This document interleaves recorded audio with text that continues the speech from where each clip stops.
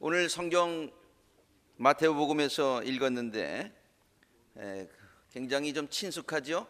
우리가 잘 외우는 그런 주기도문이기 때문입니다. 주기도문은 본문 말씀에 있듯이 예수님께서 우리들에게 가르쳐 주신 그런 기도문입니다. 그래서 주기도문은 모든 성도들이 친숙하게 외우는 그런 기도문이지요. 너무 친숙하기 때문에 때로는 습관적으로 또 외울 때도 있습니다. 그러나 우리는 주기도문을 할 때마다 그 의미를 잘 이해하고 음미해야 되지요. 왜냐하면 주기도문을 잘 읽어보면 주기도문은 우리들에게 매우 귀한 것들을 가르쳐 주고 있기 때문입니다. 예수님은 주기도문을 통해서 우리들에게 다음과 같은 귀한 것들을 가르쳐 주십니다. 첫 번째, 우리들의 기도를 들으시는 하나님, 그 하나님은 어떤 분인가를 우리에게 가르쳐 주고 있고요. 두 번째는 우리들의 삶의 목적이 무엇인가라고 하는 것을 이 주기도문을 통해서 가르쳐 주고 있습니다. 또 세 번째로 우리들이 신앙생활을 하면서 하나님께 마땅히 간구해야 할 것들은 무엇인가 라고 하는 것을 주기도문에서 우리들에게 가르쳐주고 있습니다. 오늘은 이제 첫 번째, 우리들의 기도를 들으시는 하나님은 어떤 분이신가에 포커스를 맞춰서 말씀을 드리고, 이제 앞으로 몇 주일에 걸쳐서 주기도문에 대한 그런 여러 가지 그 의미와 가르침을 우리가 함께 묵상해 보고자 합니다. 첫째로, 예수님은 주기도문을 통하여서 우리들의 기도를 들으시는 하나님, 그 하나님은 어떤 분이신가 하는 것을 우리들에게 가르쳐주고 있습니다. 굉장히 짧은 내용인데, 주기도문은 하늘에 계신 우리 아버지여 라는 말로 시작을 하는데, 하늘에 계신 우리 아버지라고 하나님을 소개해 주시면서 하나님이 어떤 분이신 것을 우리들에게 가르쳐주고 있습니다. 그것은 여기 그 말에도 나와 있듯이 하나님은 하늘에 계신 분이라고 하는 것입니다. 하늘에 계신 분. 여기서 말하는 하늘이라고 하는 것은 위치적인 개념이 아닙니다. 땅이라고 하는 의미와 반대되는 개념입니다. 그러니까 기도하실 때 우리 땅만 보고 살았는데 라고 하는 그 땅의 개념이지요. 우리 인간들은 시간과 공간에 제한을 받고 있는 이 땅에 살고 있습니다. 이 땅이라고 하는 것은 제한이 많은 그런 곳입니다. 하나님은 그러나 그 땅에 계신 분이 아니라 시간과 공간과 여러 가지 제약 조건들이 많은 이곳에 계신 것이 아니라 그 모든 것을 초월한, 그런 것을 뛰어넘는 그 하늘이라고 하는 그 의미의 그 하늘에 존재하신다는 말씀입니다. 예수님 당시 하늘의 의미는 단순히 구름이 떠 있는 하늘을 의미하지만은 않았습니다. 지금 우리들에게 우주와 같은 그런 미지의 세계였고, 초월적인 영역을 얘기할 때에 하늘이라는 말을 썼습니다.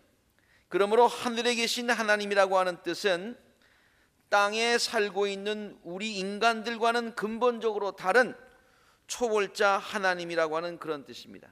그래서 우리가 지금 땅에 살고 있는 우리들이 하늘에 계신 아버지께, 하나님께 기도를 드리는 것입니다.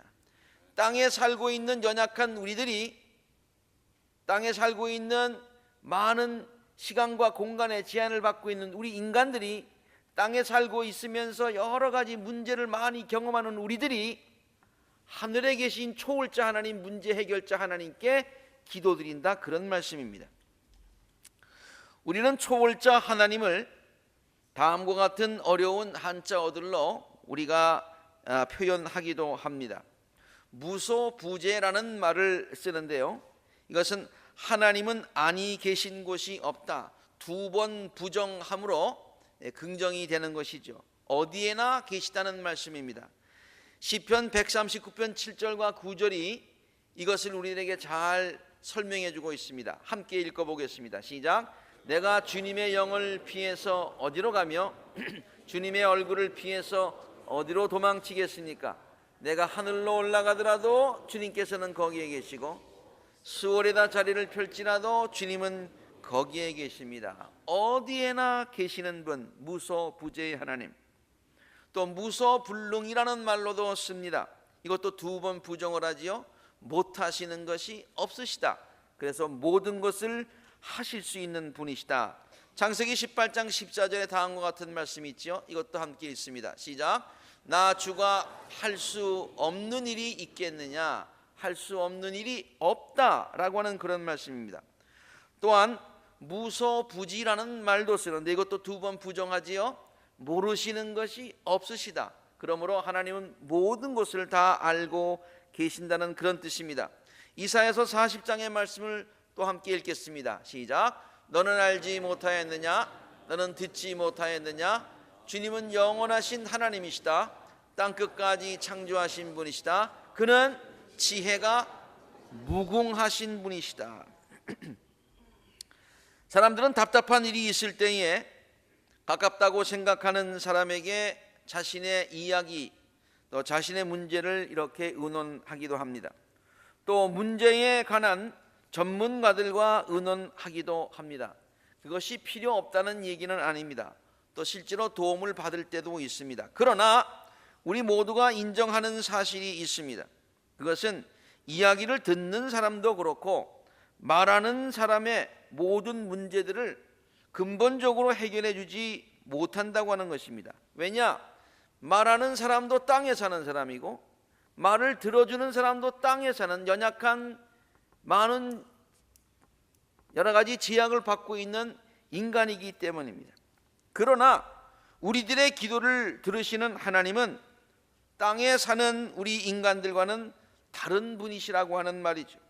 예수님은 주기도문을 통하여서 우리들의 기도를 들으시는 하나님은 하늘에 계신 분으로서 모든 한계를 초월하신 분이시고 또 모든 것을 하실 수 있는 능력자이신 것을 먼저 우리들에게 일깨워 주고 계신 것입니다. 그러므로 우리가 하나님께 기도 드릴 때에 우리의 기도를 들으시는 분은 모든 것을 하실 수 있는 하나님이시다 라고 하는 그런 믿음이 있어야 되는 것입니다. 예수님은 하나님이 모든 것을 들어주실 수 있다고 다음과 같이 복음서에서 우리들에게 분명히 여러 차례 가르쳐 주신 적이 있습니다. 누가복음 1장 37절에 있는 말씀이죠. 시작. 하나님께는 불가능한 일이 없다. 누가복음의 말씀 시작. 예수께서 말씀하셨다. 사람은 할 수 없는 일이라도 하나님은 하실 수 있다. 마가복음의 말씀 예수께서 그들을 눈여겨보시고 말씀하셨다. 사람에게는 불가능하나 하나님께는 그렇지 않다. 하나님께는 모든 일이 가능하다. 아멘. 네. 이것을 믿는 것이 참 믿음이고 이것을 믿는 것이 성숙한 믿음입니다. 그리고 하나님은 당신의 능력을 굳게 믿고 간구하는 성도들의 기도를 분명히 들어주신다고 다시 한번 마태복음에서 예수님은 우리들에게 확인해 주고 있습니다. 내가 진정으로 너에게 말한다. 의심하지 않으면, 너희가 믿고 의심하지 않으면 이 무화과 나무의 한 일을 너희도 할 수 있을 뿐 아니라 이 산들로 들려서 바다에 빠져라 하고 말해도 그렇게 될 것이다. 너희가 기도할 때에 이루어질 것을 믿으면서 기도하면 하나님은 그것을 해줄 수 있는 분이라고 믿고 기도하면 무엇이든지 다 받을 것이다. 두 번째로 주기도문을 통하여서 예수님께서 우리들에게 가르쳐 주시려는 하나님의 성품에 대한 또 한 면이 있습니다. 그것은 하나님께서 우리들의 아버지가 되신다는 사실입니다. 하나님께서 우리들의 아버지가 되신다는 사실입니다. 이 말은 앞에서 말한 하나님의 속성, 초월성, 그 속성과 대치되는 것 같아 보입니다. 앞에서 말한 하나님은 우리와는 완전히 다른 하늘에 계신 초월자 하나님이고요, 하나님께서 우리의 아버지가 되신다는 것은 초월자 개념과는 완전히 다른 것이기 때문입니다. 우리와 가깝게 계신 분, 초월자 하나님은 하늘에 계신 분이고 아버지는 우리 곁에 계신 분이시기 때문입니다. 그러나 예수님은 하나님을 우리에게 가르쳐 주실 때에 하늘에 계신 우리 아버지라고 가르쳐 주고 계신 것이죠. 조금 아까도 말씀드렸듯이 하늘에 계시다는 것과 아버지라는 개념이 완전히 상반되는 것 같아 보입니다. 그러나 이것은 정말로 하나님이 우리들에게 어떤 분인가를 잘 표현하고 있는 것임을 우리가 깨달아야 되는 것이죠. 신학자들은 하나님을 다음과 같은 두 단어로 하나님의 존재를 설명합니다. 예수님은 참 쉬운 말로 하늘에 계신 아버지라는 말로 이 초월자적인 하나님과 우리와 가까이 계시는 하나님을 소개하고 있는데, 신학자들은 조금 좀 복잡하지만은 우리의 이해를 돕는 다음과 같은 두 단어를 쓰면서 하나님의 존재를 설명하고 있습니다. 그것이 바로 초월자, 하나님은 초월자가 되시는 동시에 우리의 내제자가 되신다고 설명을 하고 있습니다. 쉽게 설명하자면은 초월자라고 하는 것은 우리가 미칠 수 없는 먼 곳에 계신다는 말입니다. 우리와는 근본이 다르시다는 말입니다.